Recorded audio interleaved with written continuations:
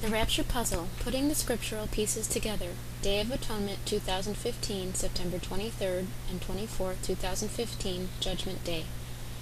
Chapter 4, continued, The Abomination That Causes Desolation, and 1290 Days. You may be wondering why I'm spending so much time on this puzzle piece, the abomination that causes desolation. The reason is because it is such a crucial piece of the puzzle. If the abomination took place on March 22nd, 2013, then we are about to begin the final year of Daniel's 70th week, also known as the Day of the Lord. If what took place on March 22nd, 2013 was in fact the abomination spoken of in Daniel and by Jesus in Matthew 24, then it should be able to answer yes to the following questions in fulfillment of the prophecies. Question: did what took place happen in the middle of a possible final 7-year period, wherein an agreement was strengthened at the beginning of this 7-year period, and was it also 1290 days before a significant date? Daniel 9:27 says that leader will make a firm agreement with many people for 7 years. He will stop the offerings and sacrifices after 3.5 years. And from the time that the daily sacrifice shall be taken away, and the abomination that maketh desolate set up, there shall be 1,290 days.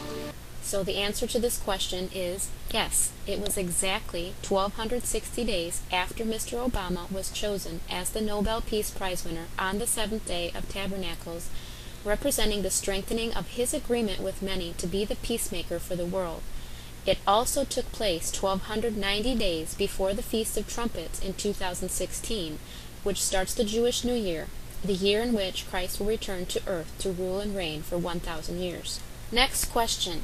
Did what took place involve this one who strengthened his covenant with many going into a holy place and standing where he did not belong? So when you see standing in the holy place, the abomination that causes desolation, spoken of through the prophet Daniel, let the reader understand. The answer to this question is yes. Mr. Obama stood at the grotto, the place where Christ was born. Here are some quotes from various news articles about the Church of the Nativity. Quote number 1.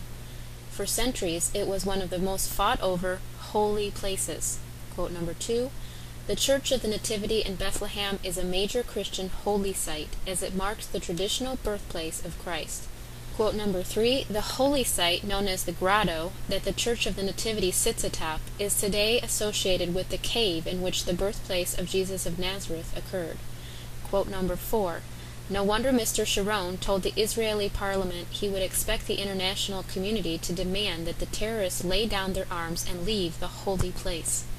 Quote number 5, one of Christianity's most holy places, the site's focal point is the grotto of the Nativity, a rectangular cavern beneath the church that has been considered the site of Christ's birth since at least the 2nd century. Third question.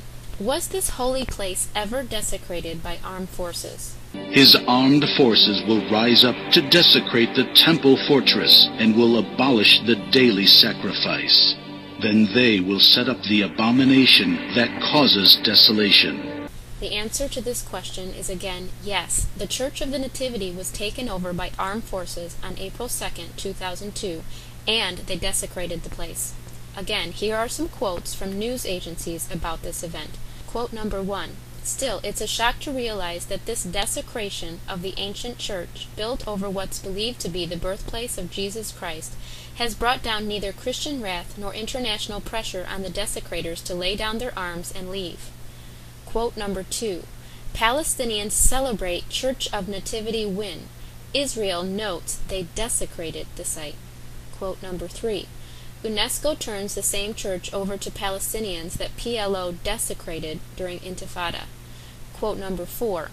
While Muslims have responded with a deadly outrage to the now retracted report by Newsweek of alleged Quran desecration by U.S. interrogators, there was little outcry 3 years ago when Islamic terrorists holed up in Bethlehem's Church of the Nativity reportedly used the Bible as toilet paper. Quote number 5. The Israeli Prime Minister's office said at the time, the world needs to remember that the Church of the Nativity, which is sacred to Christianity, has been desecrated in the past by Palestinian terrorists. Okay, last question. Was there a daily sacrifice of some sort that was stopped on the day when this abomination took place? Daniel 9:27 says, "The leader will make a firm agreement with many people for 7 years. He will stop the offerings and sacrifices after 3.5 years." And then Daniel 12:11 says, And from the time that the daily sacrifice shall be taken away, and the abomination that maketh desolate set up, there shall be 1,290 days. Again, the answer to this question is yes. Every day there are visitors who come to the Church of the Nativity from around the world to visit the grotto and bow down to worship Jesus, thanking him for coming to the earth to pay the sacrifice for their sins. This worship is a sacrifice of praise and offering of thanksgiving. This could not take place on the day when Mr. Obama visited, because all daily activities at the church were rearranged in order to accommodate his visit. Mr. Obama and his entourage did not go there to worship Jesus or bow their hearts or their knees before the Lord. Mr. Obama stood in the holy place where he did not belong and did not worship Jesus. He stopped the daily sacrifice and offering.